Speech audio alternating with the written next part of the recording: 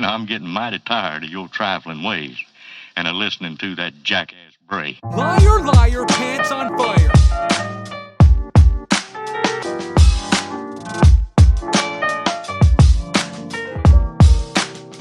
For all time's sake.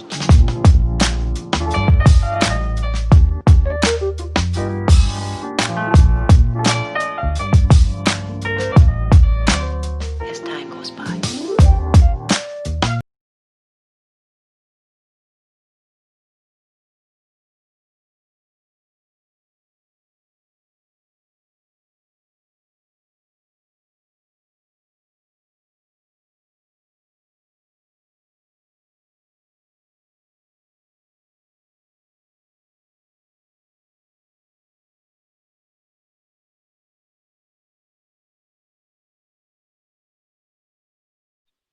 Which is nothing that made this experience dope. Once again, I wasn't even getting paid, but that was another thing that made it. I'm working with the executive of David, one of the people that I was working with at the round table with. We was meeting every day, y'all.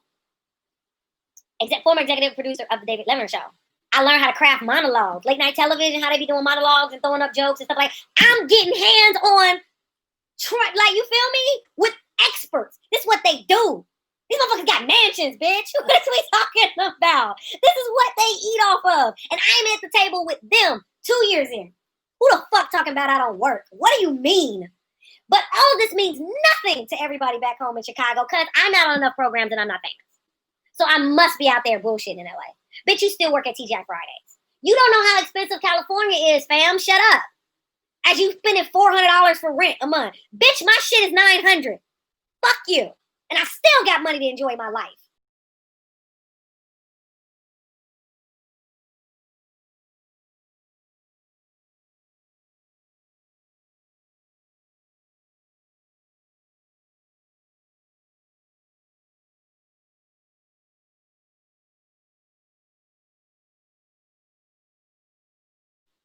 Don't tell me how hard I work. For everybody else, you know what I'm saying? But they don't know me no other time. They're not cool with me no other time. Oh, but can I come out to LA and sleep at your place? No. Some people, absolutely. When they were good to me, yes, absolutely. That's how I got cool with BT and stuff like that. BT always knew it was good with me. BT was always nice to me. Wherever I had cribs, when I stayed on the lake and had when I was renting that place from me, I had the place on the high rise. You could see the Chicago skyline 360 from my apartment, and had from my apartment. You're lying, 'cause you're stuttering. And had from my apartment. You're lying, 'cause you're stuttering. When I stayed at that place, BT needed a place to crash. Yo, nigga, it's good. Yo, you good? What? Motherfuckers need to shut up and sit down and have several seats. Anyway, make sure I got work. Devon Shepard was one of the like showrunners for Wayans Brothers, Sister. Like he was part of like that lineup from the WB when they was all doing all that shit on UPA. And I used to work for UPA back when I was an undergrad.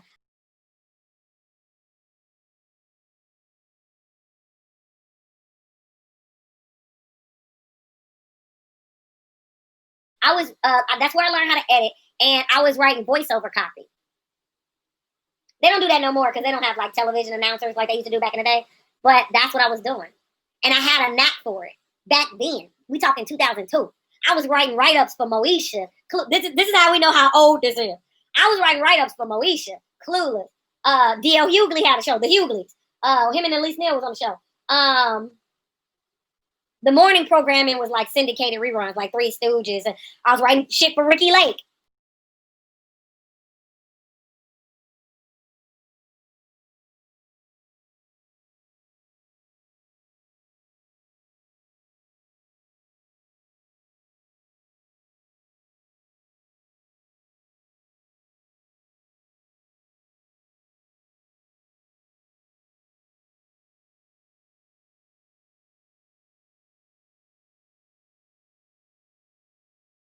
And I was doing such good work. It was it was an unpaid internship. They liked me so much, they started buying my lunches. They started giving me a lunch stipend.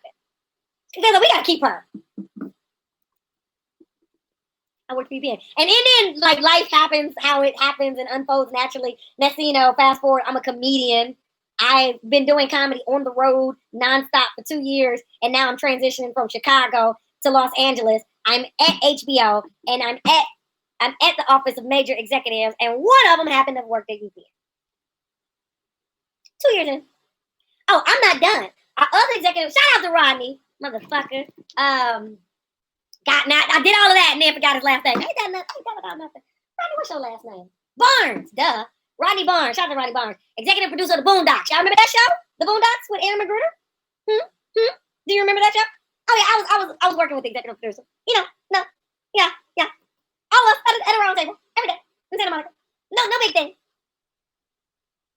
Oh, he helped write, the monologue, Chris Rock's monologues for the Oscars. No big deal.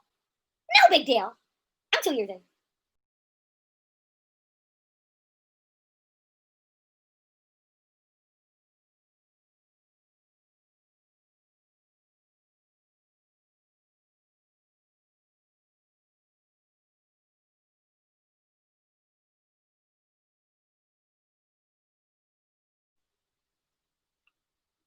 But I don't work hard.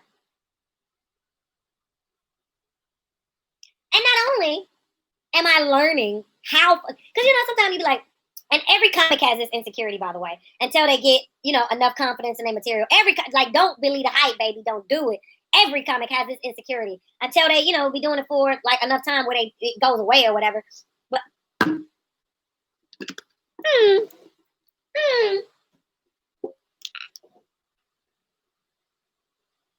gross.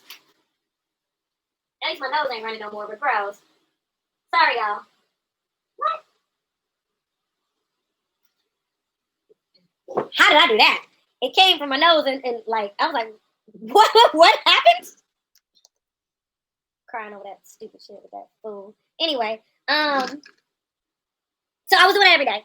And like I said, it was growing my my confidence in my material. That shit, because like when shit was funny, it was funny. And the room laughs. You know what I'm saying? And they're not doing it to blow smoke up my ass, but it's like, these are the caliber of motherfuckers.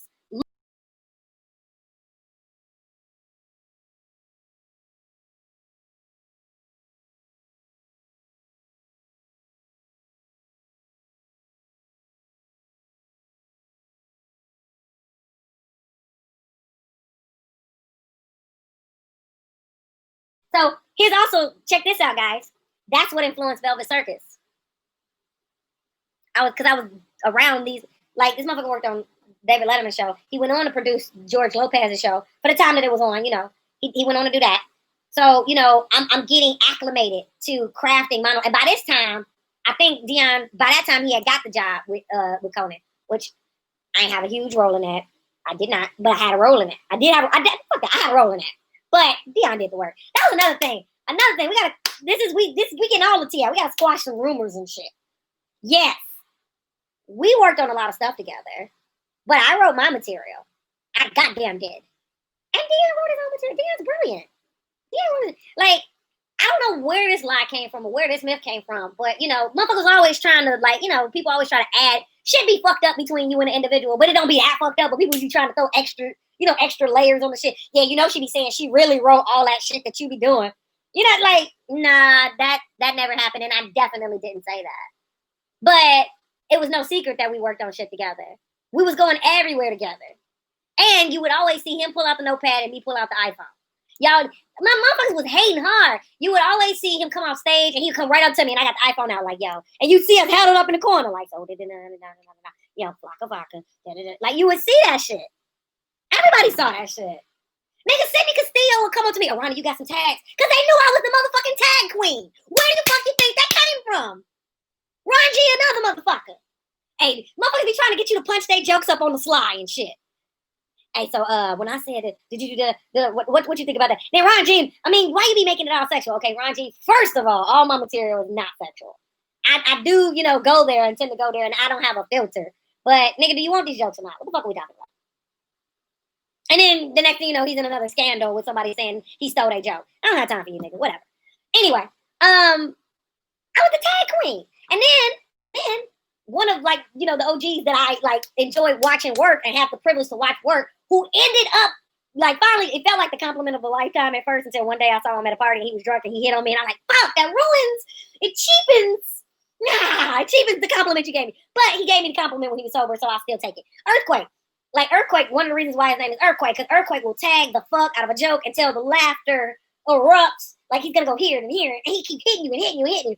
And I'm a student. I mean, I observed all that. And so, I'm tag queen, right? And I love it. Tagging is fun. It's a fun game, just to try to make it funnier. We're gonna get to that because that got me my first writing gig with MTV. Okay, we're gonna go there. It's gonna be fun. Okay, it's gonna be fun. Okay, amen. Okay. So I'm tag queen.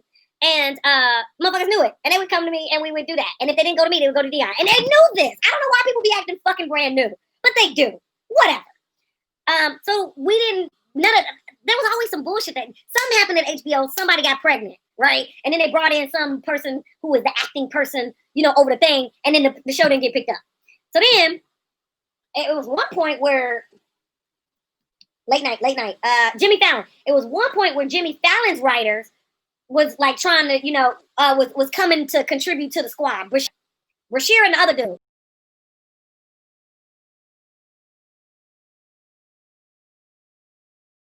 I auditioned for Wild 'N Out twice. I got it the second time. We getting there. All of this is relative because this is 5 years of purging. Because I'm sick of the shit. Do you hear me? That's how I got Wild 'N Out. So when I was writing for Hip Hop Squares, no residuals, none of that. That's how they get you. What you gonna say? No, yeah, no, bitch. Here. Also, especially me and Clayton Thomas, because we was like the top two that they loved us. They kept bringing us back. We was lacing their asses. For real. We was lacing their asses. And what we were hoping is that they would offer us a spot on the show because they was doing that, right? And they were making us feel like that was an option. I mean, it ended up not being. But fuck it. Closed mouths don't get fed. You know what I'm saying? And if that was an option, we would have had a whole different contract. You see what I'm saying? Okay. So, but they were making us feel like that was an option. So, man, me and Clayton really started lacing their asses. And they ended up going with all celebrities. But, of course, celebrities sell shit, They would end up going with all, rappers and hip-hop people. And Nick was one of the people on Hip Hop Squares, the season I worked in.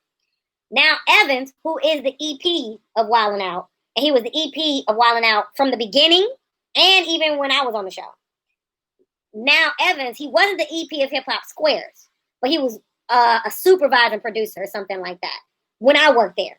And the EPs were Craig Brooks and this other cat named Michael. I can't remember your last name, Michael. I'm sorry. I love you to bits and pieces. Okay? Mike and Craig were awesome. Craig was funny. We got to know Craig more because Craig spent more time with us. Mike was around, he was present, but he obviously was like a bigger boss, like a high, so he would pop in, pop out. He would sit in. He would, he was, hey, how y'all doing? What's going on? Hey. And then, he would disappear into the ethers and shit. Craig was in the trenches with us day in and day out. And Craig was pretty funny,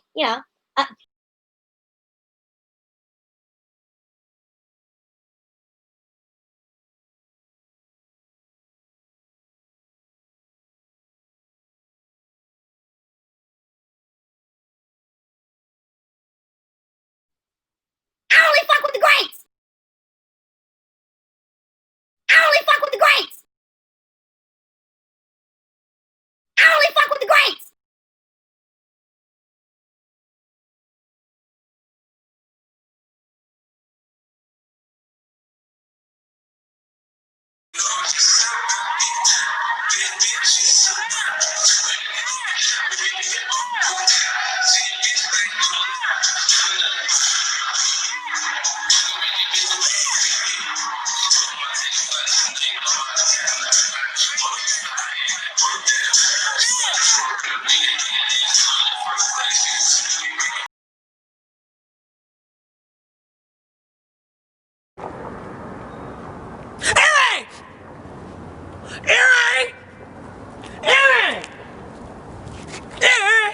Earring!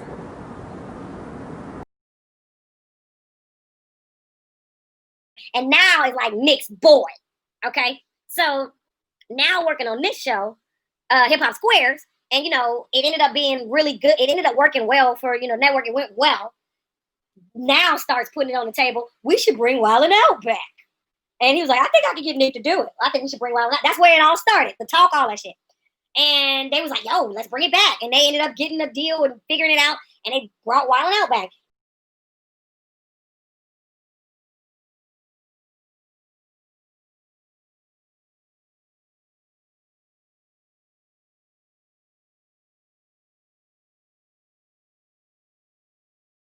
And Craig and Mike was a part of that process. And I got my audition for that process. Now, mind you, this is like 2012 now, you know, and shit, I was with my ex-husband at the time. We was, you know, kicking it. It was around the time we was starting to get serious. That was like right before I became the fiance and shit. But that's when Twitter was like still fairly new, because Twitter came out like 2009.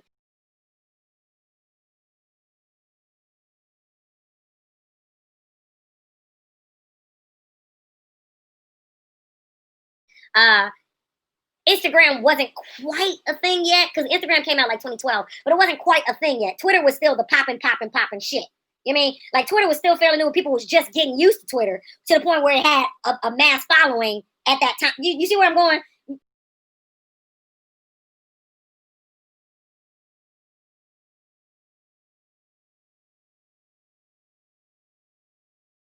Instagram wasn't even a motherfucking factor. Okay, so like Nick put out on Twitter, yo, who's the hottest person I should be looking for? If you didn't know, you know now. Wild 'N Out coming back, blah, blah, blah. So motherfuckers was tweeting Nick. Like, yo, and my ex-husband was one of them motherfuckers. Tweeted, yo, put my girl on. Yo, you don't know talent until you see my girl. Blah, blah, blah, blah, blah, blah. And he come from a big-ass Dominican family. And so he got his relatives on the shit. And I got my audition.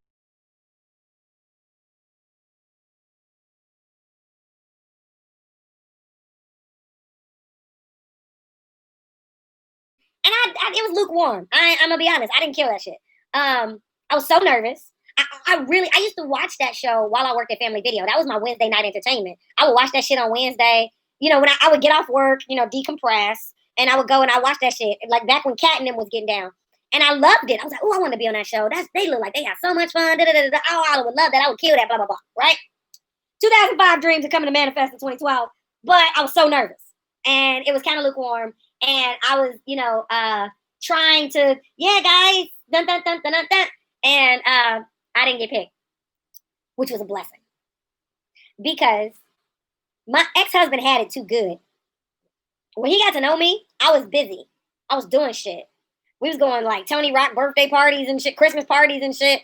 Motherfucking Donnell Rollins, Ashley Larry from, yeah, he know him as Ashley Larry from Dave Chappelle, you know, but we all know him as Donnell because he's a comic and shit. Motherfuckers coming through, and he's from Yonkers, you know, so he, yo, like, we in LA and shit is fly, we at the W and shit. Nigga, you ain't never been on a plane in your life. I'm buying your tickets, picking you up from LAX in my Benz.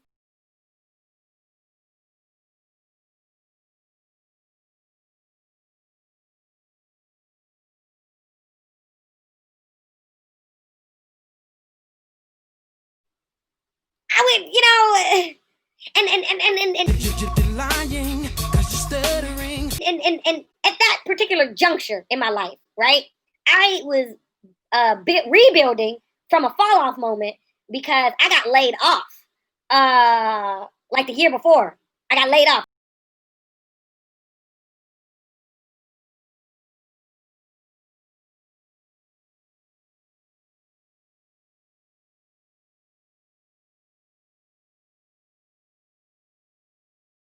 Like the year before, I got laid off. And that's back when I was at the casino. That was back when I did that play with Johnny Gill and Vivica Fox. Nigga, I've been out here getting it.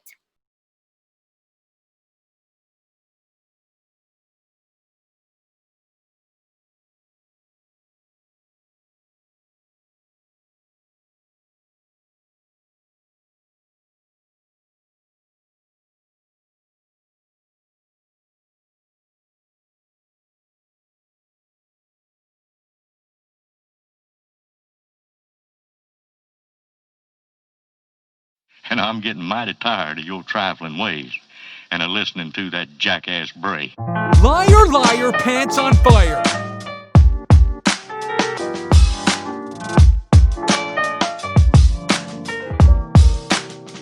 For old time's sake.